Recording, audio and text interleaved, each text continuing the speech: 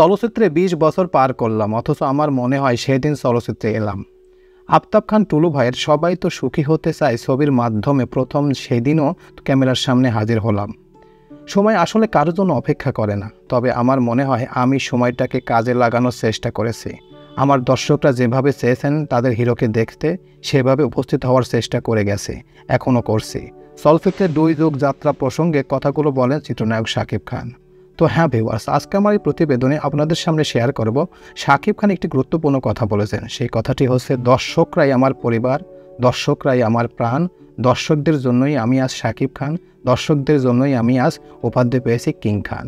কিন্তু কেন বললেন? হ্যাঁ ভিউয়ার্স, সেই বিষয়ের উপর কিছু তথ্য এখন আপনাদের সামনে শেয়ার করব। তো চলুন মূল প্রতিবেদনে চলে যাওয়া যাক।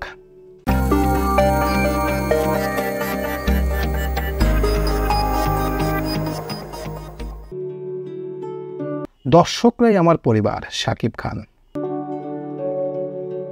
১৯৯৯ সালে অনন্ত ভালোবাসা দিয়ে চলচ্চিত্রের জগতে পা রাখা এই অভিনেতা প্রায় ১.৫ যুগ ধরে একাই টেনে নিয়ে যাচ্ছেন দেশের সিনেমা। তার সিনেমা মুক্তি মানে দর্শকদের মাঝে তৈরি হয় বাড়তি উন্মেদনা। নির্মাতা প্রযোজকরা চোখ বুজে ভরসা রাখেন এই নায়কের উপর। শাকিবও সেই প্রতিদান নিয়মিত দিয়ে যাচ্ছেন। চিত্রনায়ক মান্নার মৃত্যুর পর চলচ্চিত্রে যেখানে থমকে যাওয়ার উপক্রম, সেখানেই হুট করে জ্বলে ওঠেন শাকিব।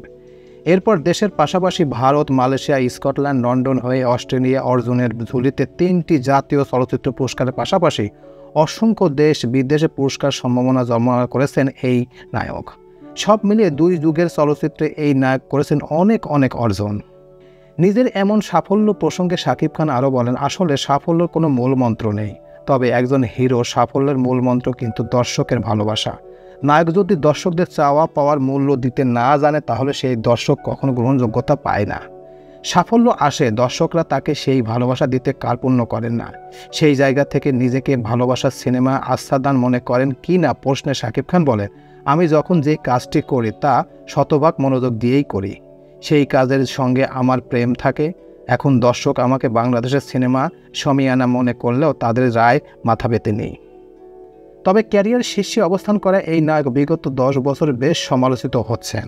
অপু বুবলির সঙ্গে প্রেম, বিয়ে, ডিভোর্স, বারবার বয়কটের শিকার, মানহানির মামলা, সন্তান নিয়ে থানা পুলিশ ইত্যাদি নিয়ে বেশ সমালোচিত এই নায়ক।